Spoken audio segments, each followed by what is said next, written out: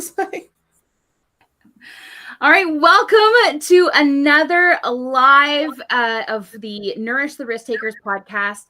Just a reminder, we do put it out live everywhere, wherever you're seeing this pop up on your screen right now. But then we do take it down and put the audio on as a podcast, so you can listen wherever you listen to podcasts. The official launch for this podcast will be next week. We'll be putting the rest of the recordings up this weekend, but and we'll have a big party next week. But I am so excited. One, because I've known Famira like online for a bazillion years. I don't know, 6, 7, I don't even know, forever. It seems like forever. But I've never gotten to talk to you like this. And this is like so exciting that we get to do this. Plus, everybody in my community was like, oh my gosh, you get to talk to Famira. Like, it's been like a celebrity this past week since we announced it. Everybody's been like, okay, I gotta watch this. So I'm excited to have you here. Welcome to Nourish the Risktakers, Famira. Do you want to give us a little intro about who you are and what you do in the world? first of all, hey, I'm so excited to be having this conversation with you and then like connect. So hello to everybody that's watching and listening. I am Famira. I am a community focused brand coach, and most people are like, what does that mean? So essentially, I work in branding with women entrepreneurs, but we do it with a community focus around actually building their communities in a very authentic way, so that you don't feel like you're always having to be on or in a performing type of stance to grow your brand and your business. So I talk everything content creation, messaging, really understanding yourself just as much as you understand your target audience. So And I love that approach. When we talk about Nourish the Risktakers, I think our ability to ask for help, but also our ability to receive help, is so key to knowing ourselves. Do you want to give me a little bit about your insight about, and feel free to do it from the gene keys, feel free to do it from the community perspective of what that means of knowing yourself in order to be able to receive and ask for help? So the whole thing for me is that if you don't really understand yourself and how you actually operate and what keeps you healthy, what keeps you motivated, having that radical self-awareness, how do you even know what to ask for when it comes to help, right? So a lot of times, even if you are someone who doesn't have an issue with asking for help, which we know is not many people, especially women, if you are a person that still can ask for help, a lot of times the help you receive may feel shallow. It may feel, uh, it may help temporarily, but it doesn't help you really at a soul level, because you're not asking for the right thing. And you're not asking for the right thing because you don't know what the right thing is. And so you bringing up gene keys, that's my jam right there. That's the thing that I work with my clients on, because it really does give you a lot of insight. And a lot of times what my clients find out is that the very way that they've been divinely designed to show up in the world oftentimes is the exact way that people have told them not to be throughout their life, right? And not necessarily always in a malicious way, but just simply the fact of them maybe wanting something different for them or whatever the case may be. And so you get people that were literally designed to be super outspoken and bravado, and they're being told you're doing too much or calm down. The people who are naturally designed as researchers that want to know all the facts, and them being told it don't take all of that. Why you want to know all of that? Why you asking me a million questions? Those types of things. And so when it comes to really being nourished, there is literally a specific gene key sphere that can give you insight into that, around what actually keeps you healthy. And that's the radiance sphere. And understanding that about yourself, you'll know not only the type of help you need, but also the way in which the help needs to kind of be wrapped for you to be able to receive it the best. So, you mentioned that people learn how to ask for help, and it might be the wrong way because of, cultural expectations, their environment, just their family, their work, all of these kind of forces coming at them and saying, this is how you can ask for help and this is how much help you can have. I love the idea of using tools like Gene Keys, and people use all sorts of different things to kind of say, actually, I have permission to ask for help in the way that I'm best served. What have you seen when people have stepped into that and they've used the Gene Keys with you? What are some of the changes that you've seen in your clients when they've started to really work in the way that was meant for them? Well, the first thing is there's a deeper level of confidence, right? There's a deeper level of confidence that shows up in regards to simply being able to ask, being able to stand within your own reality of, what you need and what that looks like. Because when you unequivocally understand yourself and know, who you are at a divine level, you're able to stand 10 toes down in things, right? And so people aren't able to gaslight you. People aren't able to, knock you off your square and make you think that you're asking for too much when you understand. So, for example, with me, when it comes to my radiance, the shadow side of that is exhaustion, right? And so because I understand that, I have to build in rest. Rest is very important for me. Rest is actually a major factor in how I manifest. And before understanding this about myself, because I am such a go-getter and I'm such a high performer, when I would rest, I would think that I was being lazy, right? And I would be like, girl, you need to be being productive. There's something that you could be literally doing right now instead of resting. But when I got introduced to Gene Keys and really began diving in and understanding this about myself, it was like, no, you're absolutely not lazy. You need this to refuel. It refuels my creativity. And when I come out of a rest period, like I get so much stuff done. It's like everything is popping off on all cylinders. And so because of that, I've literally, when it comes to like even my day-to-day schedule, I literally have 2 hours built into my day every day. That is just a rest period, right? It doesn't necessarily mean that I have to go to sleep, but I'm not obligated to anyone or anything during that 2 hour span, so that I'm able to kind of use it however I want to, whether that's vegging out on Netflix or, or eating some good food or actually taking a nap, right? Because sometimes it's nap time, right? And so Yeah. as you understand these things about yourself, you're able to not only give to yourself, but you also know how other people can support you and what you need in order to nourish yourself. I love that. There's two sides of it. It's like giving yourself that permission to go have the nap, which is self-nourishment, and then communicating to everyone else around you, like, listen, I gotta go take a nap. I'm not my best right now. I'm gonna go take a nap. You all do what you need to do, and I'll come back and I'll be able to help, nourish and do, reciprocity. But without that, you're just depleting more and more. And you can't help other people when you're exhausted and tired or hungry. Right. Right. Exactly. And so, and for each person is something different, depending on what their gene key is. But when you do understand it, you're able to really kind of tap into it in a very different way that makes life easier, and you're not having to beg for things that aren't necessary, right? And as you really take on this very matter of fact type of attitude when it comes to it, and so you're able to lean into what is necessary for you.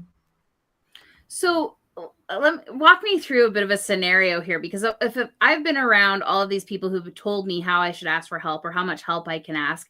Now I've got this knowledge, I've got this confidence, I'm doing this, but I'm practicing it out in the world. What does that look like? Like, how do you actually, you say it's matter of fact, but other people don't always appreciate the straightforward request for your needs being met. Walk me through that. So it's really about boundary setting. I personally am a very blunt person, but I understand that everyone is not necessarily always that way. And it is not necessarily something that has always been well received, right? It is something that before really understanding again that about myself, I had been made to feel bad about that. I had been made to feel like I was being mean, because I just say what it is when I actually have had no emotion actually attached to it. So I get it.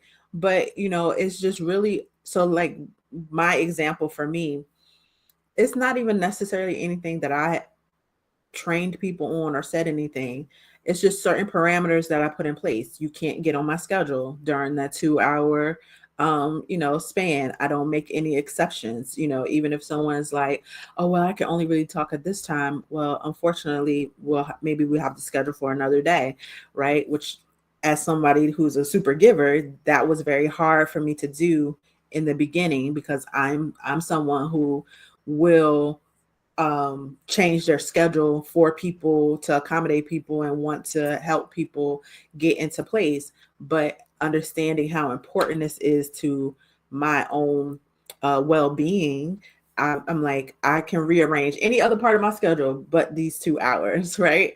And so something like that, or just simply saying, not answering my phone during those 2 hours, letting people that are close to me know if I don't answer you during this time, I'm good. I'll call you back, later. So now it just has become ultimately like a way of life. And so it's not necessarily something that I have to go around like proclaiming, you can't call me from 5 to 7, right? Like, cause I'm in rest mode, it doesn't necessarily have to be all of that, but it's just the small things of you just kind of making the decision. So for example, one of my other clients, her radiance is around harmony. Like harmony is really important for her, and so I always like to use the term harmony instead of balance. And so for her it was like, okay, what things can you put in place to make sure that you are staying in harmony when it comes to your business? So what does that look like around, sizes of groups? What does that look like in your community participation? What does that look like in, creating an actual schedule for yourself, those different things, so that she could put those things in place that actually create this life of harmony for her so that she's able to execute in her business at the highest level, right? So I think a lot of times we think that boundary setting and putting certain things in place have to be these huge declarations, when they don't necessarily have to be. You just have to move different. You just have to start to show up different and be different. And then people oftentimes will adjust accordingly. Will you get pushback? Of course, but that's where the whole standing 10 toes down and what it is that you're setting in place for you comes into play, where it's like, I really just can't do it. Like, we can figure something else out, or maybe this is just not the right timing for this, right? Or maybe this is just not, everything is not, the stars are not aligned in this moment. A lot of times we end up not nourishing ourselves, not because we're in alignment, but actually because we're out of alignment. And we are allowing people to cross our boundaries and without reinforcing them. So you are a community focused brand coach.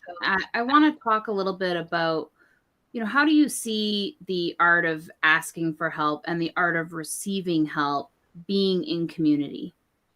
So I always tell people, and I've been saying this for years now, honestly, really are gone of the days of the guru, of like everybody just coming to see Muhammad on the mountaintop and like listen at your feet.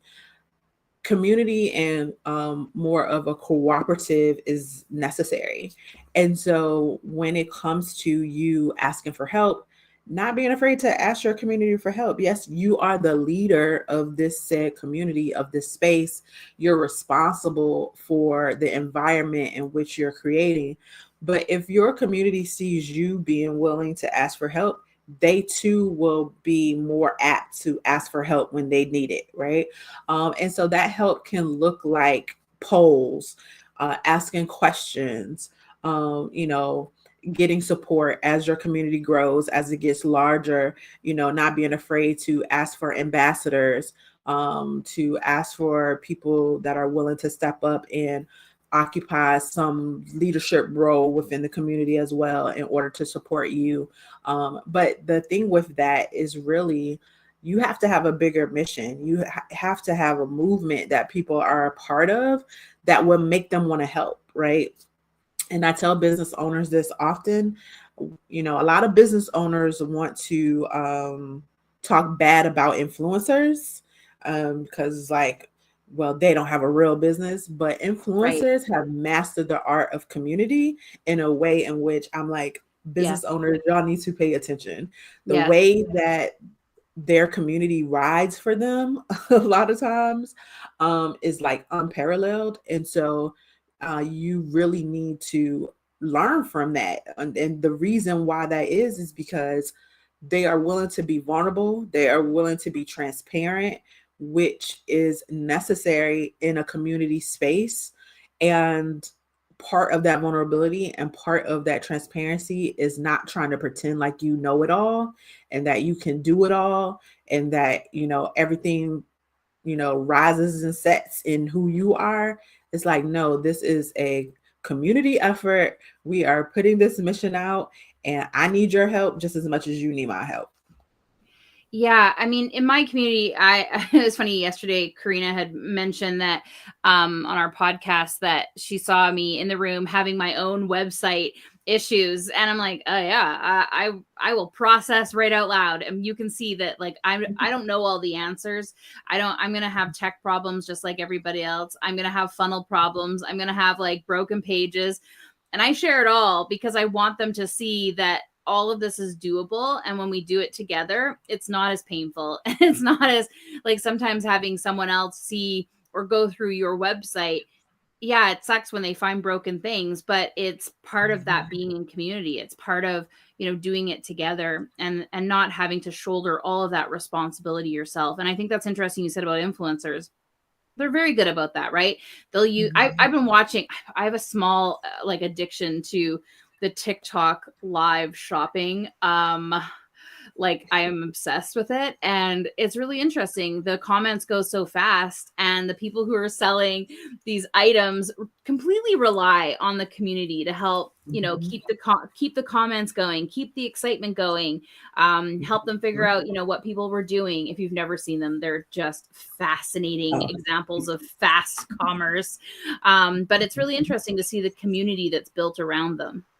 Yeah, I watch those too. So definitely, I It's so definitely have. addicting. I'm like, what bag is coming up next? What makeup palette is coming up? But I'm just like so fascinated how they have grabbed the attention of so many. And there's like 2 million people on this live stream. And they'll come and put down like their stack of orders that they're basically bagging. If you haven't seen it yet, go look on TikTok. Go to the live. You'll find them very quickly. They sell everything from bags to makeup to nail art to you name it, whatever you can think of. And basically what they do is they put up order, you can order this, then they bag the orders online. But the thing is, it's so fast. Like people are messaging, like they're doing it so quickly that the community really does have to help them. But it is fascinating. It's a fascinating look at fast commerce that maybe people don't see. Yeah, I definitely agree. Like, but even with that, when you're watching that, seeing the people in the comments that kind of like how they all help one another too. So when people are ordering and then they're like, I don't think they're seeing my order, then everybody all of a sudden will be like, at so-and-so is ordering, blah, blah, blah. And like everybody will start repeating it so that way that person doesn't get missed, and like all these different things.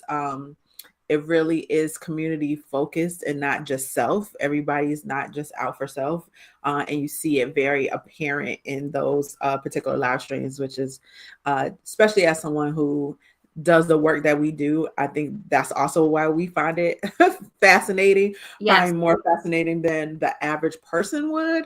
But because we're like, this is like amazing, like the marketing, the branding aspects Oh, of this, they really have unlocked something. Because I've even seen them selling like crystals and all kinds of stuff. And I've seen crystals. pearls, them doing pearls and all kind Yeah. of stuff. So It is fascinating, and it is interesting because I mean, part of it is you're just like, part of me is always like horrified of just how much we're willing to just be like, yeah, give me 12 bags for $100, like go ahead. Part of me is horrified.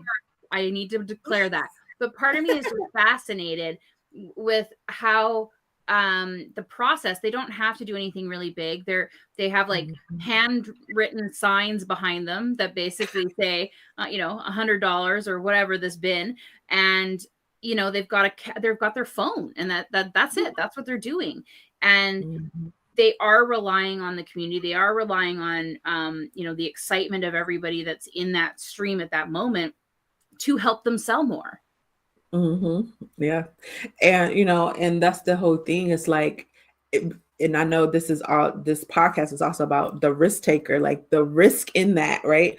Of of just doing it. I think a lot of times that's also something that we can definitely take a page out of their book of, like, to the average person that looks absolutely crazy. When you think about the traditional business, structure, that looks absolutely crazy, right? Like, there's so many reasons that should not work, right? Like, according to like traditional marketing, traditional business ownership, like all these different things. And yet, and still, there are so many people that are having amazing success with it, and that are doing it. The other live streams that I see that do it very well too are like your paparazzi people with the jewelry, and they're like, everybody is on there. I've literally seen people do the lottery scratch tickets, like anything. So it just shows you that if you have the idea, you were given the idea, if you receive the divine download, like, take the risk, build the community, and ask for help. Like, literally that. That's the equation. So the reason why I actually came up with that phrase, like, nourish the risk taker, is because I was noticing that people were starting businesses, and if they didn't have it all perfect, or something happened, the community that they were supporting through their idea, suddenly the community was not there supporting them.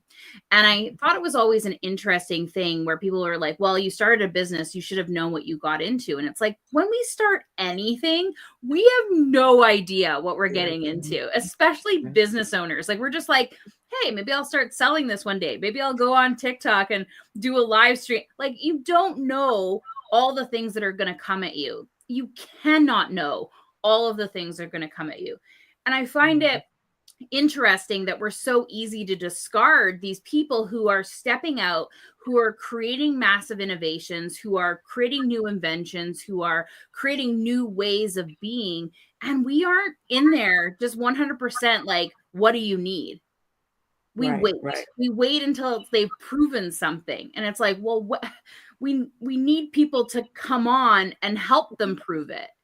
Right. Exactly. And I think that oftentimes too, people get amnesia, right? Like, people get amnesia around them where they were when they first started, right? Yes. Like, and that's one thing for me that I never lose sight of. Like, I remember, people who are now my friends, but at the time they were just simply other business owners that I met on these online streets.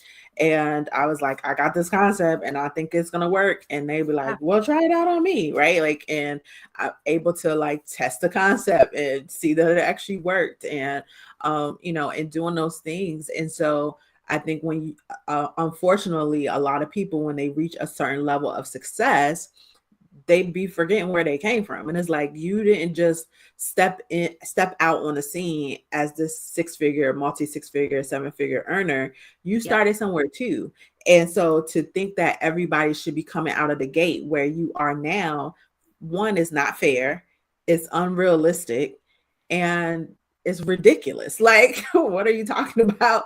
And so, and unfortunately, on the flip side of that, I understand on some levels people wanting things to be proven, because you have dealt with a lot of charlatans that come out in the space that don't know nothing and that have the gift of gab and have taken people for their money.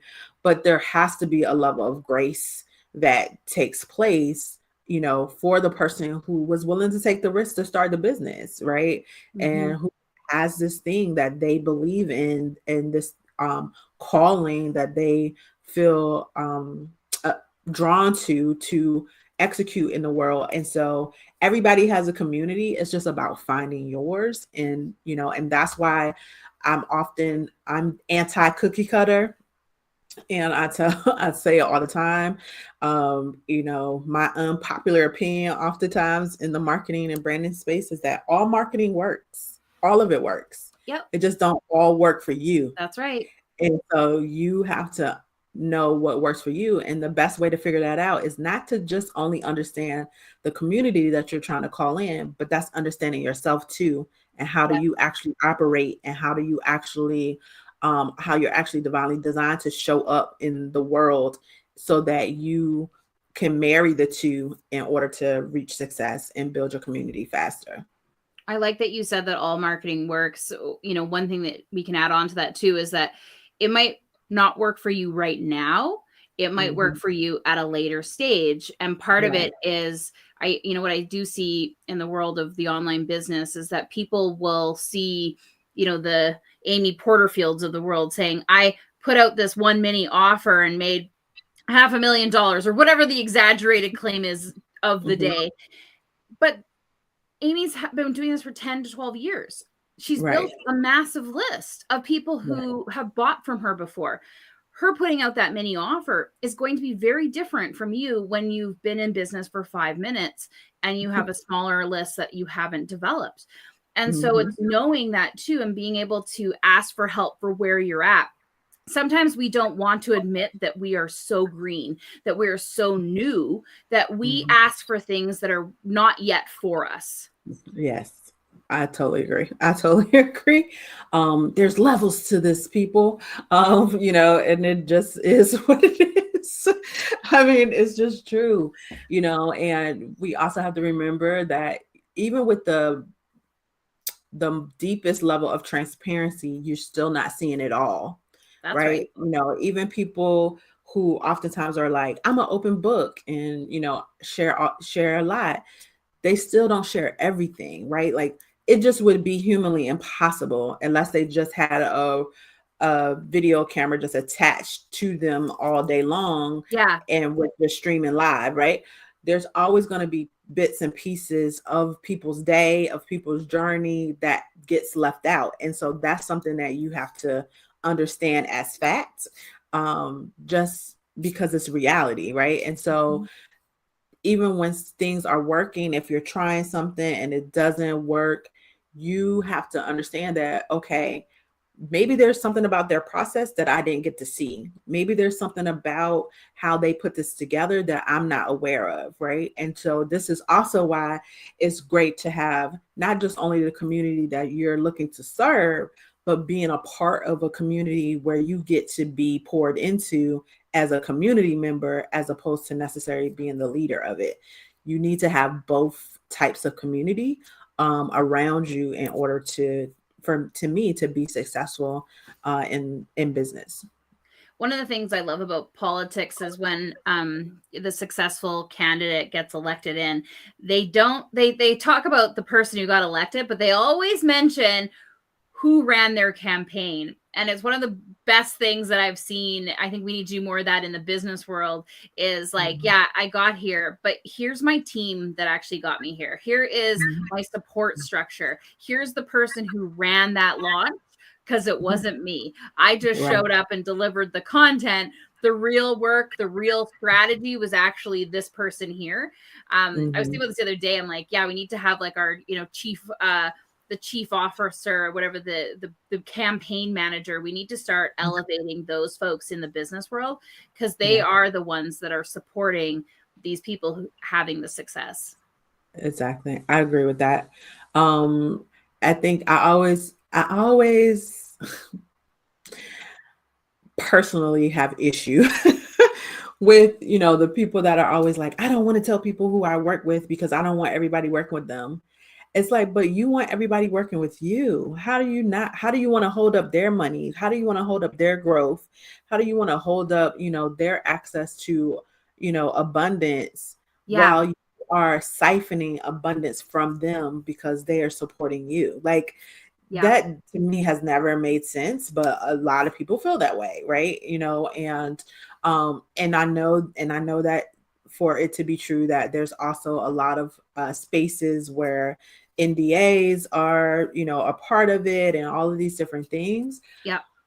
But I just have never had an issue with telling someone who my coach is, or with telling someone who has supported me, or who my mentor was, or whose brand I even watched from afar, right? Like, and was like, oh, I like what they're doing, and kind of reverse engineered stuff like that. Like, there are so many people that helped me get to where I'm at.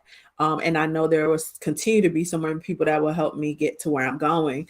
And so I do agree that there's something to be said about this false allegation that you're self-made. And it's like, but really? Yeah. I don't think so. No, you had some form of a community, even if it was your mama who stayed up and helped you pack orders. You know what I'm saying? Like, somebody helped you do something on this journey. So yeah, I've always said anything I've done in my life, I've gotten by with a lot of help from my friends. Not a little, a lot of help from my friends, because I couldn't do it. We put on these large scale events. There's no way I could, cover 36,000 square feet by myself. There's no way I could handle, 10,000, 20,000 people coming through the door by myself. There was no way that I could even figure out the setup, and all of that. And even now in the community, as we're growing, there's no way there's no way we could scale the level of support that we have in the Catalyst, where it was just me. Right. And so part of it is bringing on the really great team members that help believe in that vision. You did ask that. We did talk about this recently online, though, about not telling people who you're coach with. And it was interesting because we've talked about that in the Catalyst. Our affiliate program isn't that great. I mean, it's a great program. You can make a lot of money from it, but people don't often use it because they don't necessarily want the members of their community in the Catalyst. And there's a lot of levels to that. And I think part of it is that we've built, you mentioned it before, we've built these kind of pedestals that people are on, and they don't necessarily want their community seeing that they get supported as well, or the level of vulnerability that they might come into that space with, because they don't want everybody to know their business. And I get that. There's some interesting things that we're going to have to build into our community, knowing that we don't want to stop people from talking about the Catalyst, but we recognize that there's so many levels of judgment and shame and this pedestal building that we've got to break it down. What do you see in communities that you've been in a part of, or that you've led, where you can start to break down some of that kind of like, oh no, I don't want other people to see that I'm in here? Yeah. So, one of the things for me that's really big is around sacred space. And one of the lessons also that I had to learn was that not all spaces are for everybody in regards to the same type of capacity, because everyone has different capacities for what they can handle and what they're going through. So creating on a large scale, when you're talking about like a Facebook group or like your social media, you can have people that, are just brand new to business, who maybe they hit their first 100K, or those people that are scaling to 7 figures. They can all coexist in that space. However, when it comes to behind the scenes support, all of those same people don't need to be all in the same space. And so this is why, to me, it's important to have like offer suites, where there's certain levels, so that at least when people come in, it's like, okay, if you're coming into this space, you're someone who's multi six figures, you have very different challenges and upper limiting beliefs than someone who is brand new to business, right? Now, can someone who's brand new to business quickly accelerate to where they're the person that's making multi six figures? Of course. Like, I mean, circumstances and different things, Sure. all play a role in that. The way society is set up plays a role in that. A lot of systematic stuff plays a role in that. But at the end of the day, do you need to start out in the container with people that are already there? Probably not, right? No. It's like even what you're saying in regards to to your community, it's like, okay, so and more times than not, the people who are sharing it with their community is not necessarily where they're at. Yeah. So if you set up space where it's like, okay, you can't necessarily come into the same level of catalyst that I am in Yeah. because you're not where I'm at, And that's but what we're there's this other level that would suit you and Yeah. fit you and your needs, then great, I can share that with you. And you can come in and I can make affiliate money and you can get the support you need. And that's great. And I can also still have my sacred space Yes. that you're not part of, because you don't have the same level of challenges that I have. The other thing too is like having, depending on what type of things anyone that's listening may have set up. If you have certain things where it's like, okay, I have this particular pod, right? And so from this pod, whoever you referred, they go into a different pod, a different cohort, a different section, right? Yeah. So they're not sitting up on the Zoom call or wherever we're meeting with their coach, right? Yeah. Now, for me, I haven't necessarily had that much of an issue with it in regards to like me being a participant in the space, because I do a lot of cross coaching. So I do a lot of coaching with people who are on the same level as me, where either they have coached with me or I have coached with them. There's a certain level of respect that kind of comes into that space.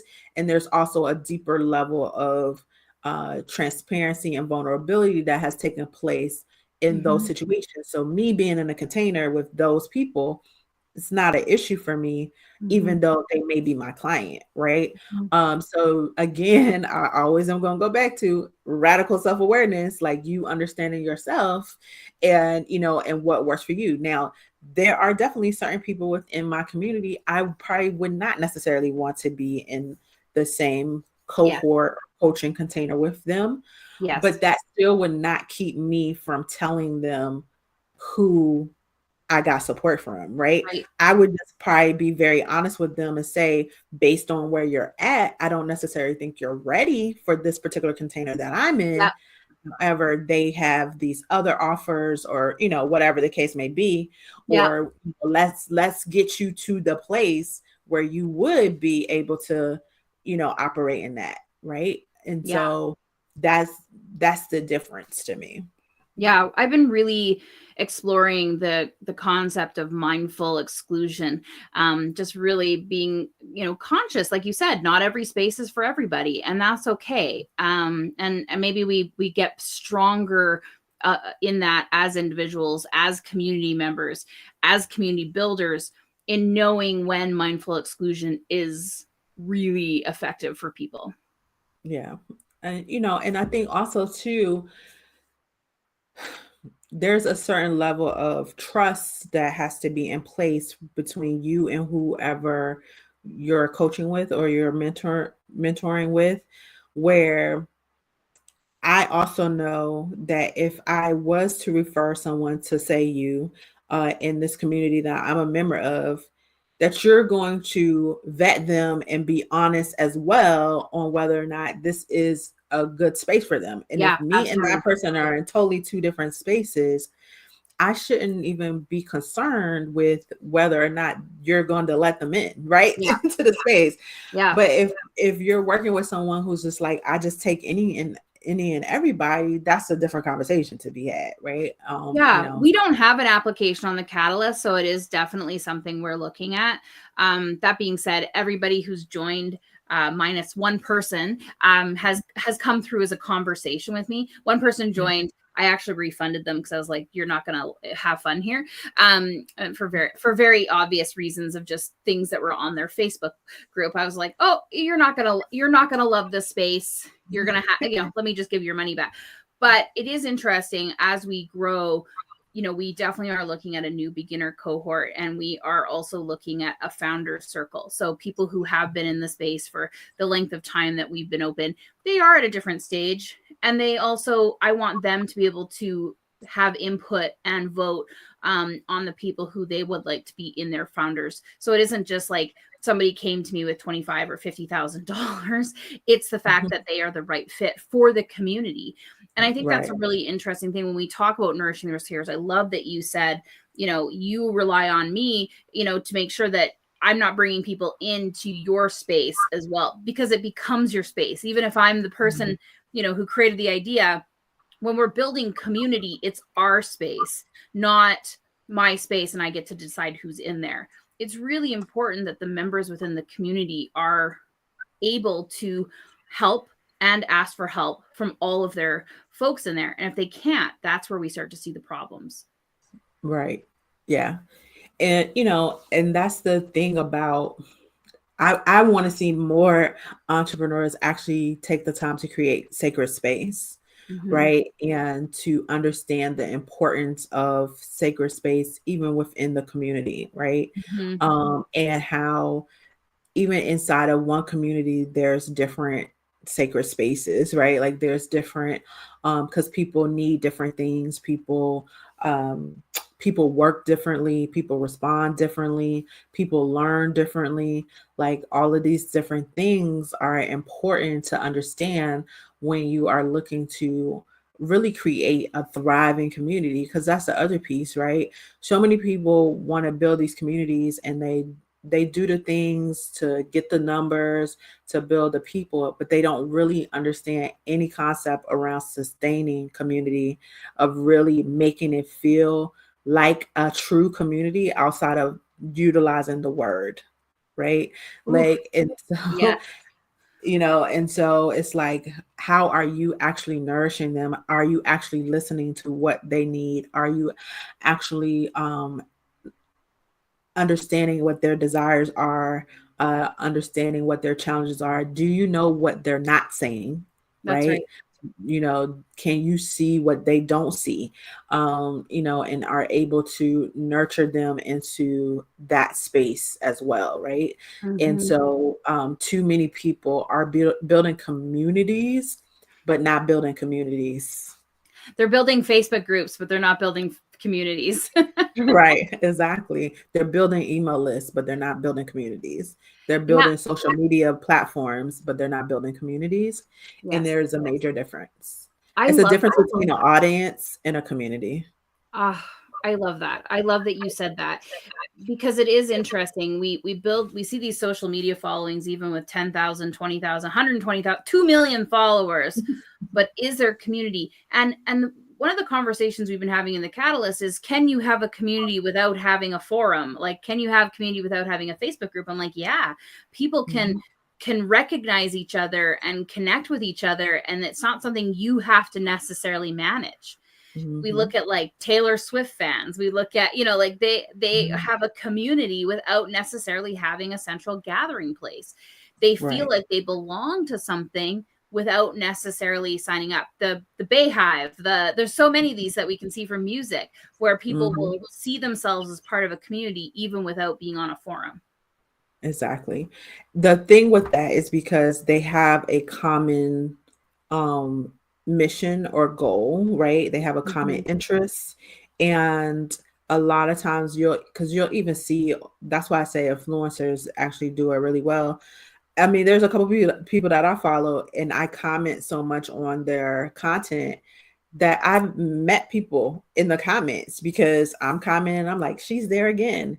And I'm like, girl, did you see this? And I may even tag them at this Yeah. point because I'm like, did you see our people? And that type of thing, because we just be in the comments, right? Yes. But that's the other thing. I think that oftentimes as business owners, we get away from encouraging the social aspects of social media Right. because we're so busy trying to be the teacher Right. and the talking head around I am the expert, I am the expert. But Yes. there's a difference between being an expert and being the authority. And when you are the authority, you understand how to create communication and conversation that doesn't take you being the person that has to execute it. Right? It's like, Absolutely. okay, in the comments, and there's a ways for you to even start fostering that, because it is something that's very different between business owners and influencers. Mm-hmm. You may have to actually work to influence to um suggest that, right, to let people know that this is how I kind of run my stuff. And Mm-hmm. so that takes you also recognizing who always shows up on your posts, like Mm-hmm. who's oftentimes always commenting. And then if someone else comments something that you recognize is similar to the thought process of someone who's always commenting, why don't you tag that person and Yeah. be like, saying like, oh, so and so just said this yesterday, right? So then it fosters like communication between the two of them, and then as well, and that also helps to foster that community feel. But we're so busy just trying to be the expert and share our expertise that Yes. we're losing that. And right now, listen, in the world that we live in now, and I ain't even gonna get into all the cosmic stuff Yes. that's happening, like community is, if you don't got one, you're not gonna have no business. Never have truer words been spoken. But that's it. We have to start realizing that to have a business, you are cultivating a community, and has nothing to do with how many followers you have. It has nothing to do with how many people see you as the expert. It is the true definition of community. Do you have a group of people, not just your audience, but like the group of people that support you as a business owner? Mhm. So let me ask you, Mhm. Famira, this is a great lead in. Are you currently being nourished? Listen, so yes, I definitely, I tell people I am not here by myself. I have an amazing circle of other amazing entrepreneurial women who have definitely uh, fed me over the last, look, I'm almost 10 years in. This year makes Mhm. 10 years in business, and I've met some amazing women in the process. Mhm. Who I'm like, listen, I got this idea. I need to run it past you, right? Like, cause I'm a verbal processor, or I need to like write it out or whatever. And I know that I can go to them and I can share with them. I can also share like the downside, like what is happening. No one is engaging. No one is like talking. Like everybody's talking about they love my stuff, but where are they at with their money, right? Like, and I can be frustrated, and I can Yep. be anxious, and I can be annoyed, and I can be excited, and I can be all the range of emotions with them. And they understand it and they get it because they're also business owners, right? Mhm. And then of course I also have like a great base with my family, and my Mm. friends who don't necessarily get what I do. Like I've been doing it this long and they're Right. still like, I don't know what you do. I just Yeah. tell people that you help people with their businesses, and that's fine. But like the but Yeah. the support, and they're just as excited, like even though They're they like, may not "Wee." necessarily like right understand all the ins and outs. And they support me, and they allow me to detach, right? Like I get to just be Famira, right? Yeah. With them in those spaces. And so those are definitely the ways in which I am being nourished. And Yeah.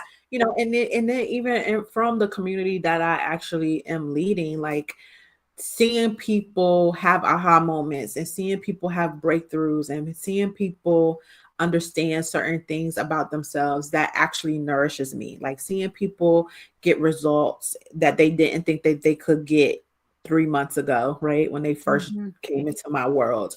And then they're like, Famira, oh my gosh, I tell people all the time, the best like inbox messages for me are the ones where they're like, oh my gosh, I feel so much more like myself. Thank you so much. Like, my confidence, I'm totally different. I enjoy those more than someone being like, oh, I had my first 5K launch. I Yeah. had my first 5K month. I tripled the size of my community. All of those are actually very true. Those are Yeah. all actual results that people get from working with me. But it's the people that are like, I am not the same person that I was a year ago from working with you. Those are the things that really nourish me and light me up. That's great. And how are you at receiving nourishment? Does it Now come easy? listen, you in my Yeah. business now. Yeah. Uh, Yeah. Yeah. We tend to do that. I'm not always the best Okay. at being on the receiving end. I am definitely better than I Yeah. was before. And I am, because I'm not necessarily always the best, especially on a personal level, the best at asking, right? Okay. Yeah. But what I am blessed with is having people in my space that understands that about me, Mm. and so they will ask me, because if you ask me, I will tell you. Right. But I'm not the best at initiating it, right? But Okay. I'm very honest, so I will tell you if you ask me. So I have been blessed with people who understand that and don't have a problem with asking. Yeah. And so in that case, I have gotten better at receiving, and receiving without feeling like I have to reciprocate. So Oh, that yeah. is a huge thing for me, Yes. because I've always felt like, well, if you do something for me now, I got to go do something for you. And, and being able to just stand in like, no, it's just my turn this time. Mm. And I can just receive without, needing to do anything else. It is a day to day, moment by moment, situation by situation. But I will say I'm getting better at it. I definitely am getting better at It's it. a lifetime process, I think, because Yeah. you just when you think you know yourself, you realize that you don't. Yeah, because we're always evolving, right? And Mhm. so even with Gene Keys, that's what one thing I tell people all the time. People often feel like, oh, once I know my Gene Keys, I got it. No, like that's not how this works. It is lifetime contemplation, because Yeah. what happens is it opens up doors, and then you see and you're like, okay, I see where I leaned in over here. I see where I was fighting myself over here. But then what happens is every time we get to a new level, it's like the same thing shows up, but in a different outfit. And Absolutely. so it's like, do you recognize it in this new outfit? And then sometimes you do, and sometimes you don't. And you're like, oh my gosh, that was the exact same thing I just did. I just was faced with like 6 months ago, but I didn't realize because it was dressed different, right? And Yeah. so you always are, learning more about yourself. Self-awareness is an ongoing process always. Different set of challenges, different set of people. Because that's the thing Right, too, is that you're not just in it alone, right? So something right. comes up, you're also working with someone else who's working on themselves. Yes, So right. it's not just our pro action, it's our reaction, and then other people's pro action and reaction. Like Exactly. that's the whole part of it, right? Right, exactly. Exactly that. And, and that's why one of the things I, you know, want people to remember in this space is that when it comes to nourishing ourselves, the biggest thing for nourishment is grace. And we don't give ourselves enough grace. We extend grace to others, oftentimes overflowing, but we don't extend that same level of grace to ourselves. And so I'm always understanding you're always in process, you're always evolving. You're not the same person you were a year ago. A lot of times, depending on how active you are in the work, you're not the same person you were yesterday. And so, lending yourself a level of grace to not hold yourself hostage to the person you were before is so much nourishment. That's powerful words. Powerful words. Okay. Oh, I could keep talking to you forever, but I do want to give you an opportunity to talk about what you do, where people can find you, how they can work with you before we go. Okay. Awesome. So you can find me on all social media at I am Famira. That's F as in fabulous, AMIRA. I hang out most of the time on Instagram, so definitely check me out there. And my website is www.yourbrilliancecode.com. So you can also visit me there. I need to do some updating. So, but you can find things that you need there. I do have my own community. If you want to learn about community building, I actually have a Facebook group, a free Facebook group that you can check me out. It's called Community Driven Entrepreneurs. You'll see my picture on the banner, so you know you're in the right place. And basically, that's what I do. I help women entrepreneurs with building their communities and doing it authentically and calling in the right people and not just the people, and doing it without feeling like they always have to be on or performing for the camera. And so, yeah, reach out to me.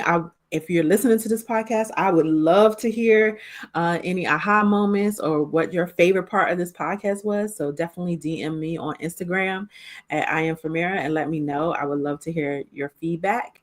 And yeah, that's it. I love That's it. me. Okay. And I always end out basically saying something that I appreciate about the person I'm talking to. So again, I'm very excited that we got to do this. We have to do this again because it's been a bazillion years. But I love the way you show up. I love the way, and I mean, I see you online, but I have a feeling it's like in person too. I love the way that you just boldly go into asking powerful questions. You really challenge people with their beliefs. Like they might come in and be a part of the conversation, and it's not like you don't challenge them in a way that they feel like they weren't heard. You challenge them in a way that you hear them exactly where they are, and you go meet them, and then you say, okay, but what about this?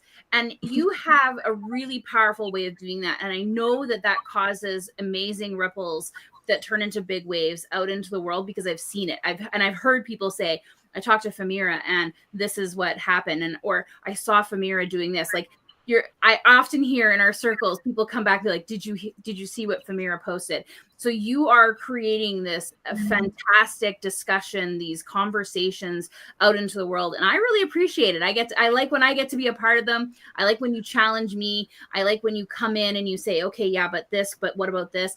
And part of that is just this ongoing growth. And that to me is like a great part of the community that you're building, is this growth, like communal growth, like we're all walking along this together. Some of us take a little bit more time. Some of us have different pathways, some side quests, but you're there when people are ready to come along with you. And I think that's just a fantastic skill. So I appreciate you so much. Thank you so much. That means so much to me because I understand that my calling on this earth in this particular lifetime is expansion. And I want people to be expanded, whether it's in their thought process, emotionally, spiritually, when they come into contact with me. And so, I often say that to my clients, like, think about what is the one lesson you want people to take from every encounter that you have in the world. And for me, it's that you can expand beyond what you think you're capable of. And so you saying that like reinforces that for me. So thank you so much for sharing that. You're doing it. You're absolutely 100% living in your mission. I see it all the time, and I'm always completely in awe of it. Thank you again so much for being a part of this. Again, we are doing this live right now. So if you watch this live, thank you. If you watch this on the replay, let us know by putting replay in it to see where we're showing up. And then we are putting this on YouTube, and of course, anywhere that you listen to podcasts, it will be live for you. So thank you very much for joining us. I really appreciate you, Famira, and I hope you have just a fantastic day. Thank you so much for having